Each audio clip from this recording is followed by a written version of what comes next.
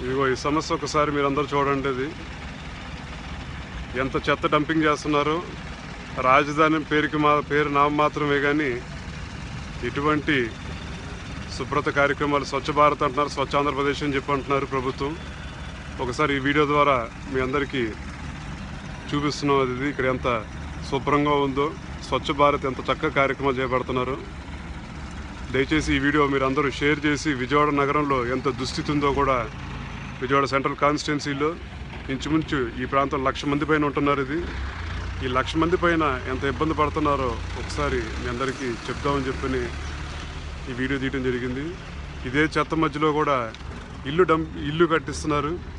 ఈ ఇల్లు కట్టించడం కూడా ఎంత వెరైటీగా ఉందో మీరు ఒకసారి చూడండి. పక్కన మధ్యలో చెత్త డంపింగు, అదే మధ్యలో ఇల్లు కట్టించుకోవటం. మరి ప్రభుత్వం ఎంత చిత్తశుద్ధితో పనిచేస్తుందో కూడా మీ అందరూ ఒకసారి గమనించమని కోరుతున్నాను.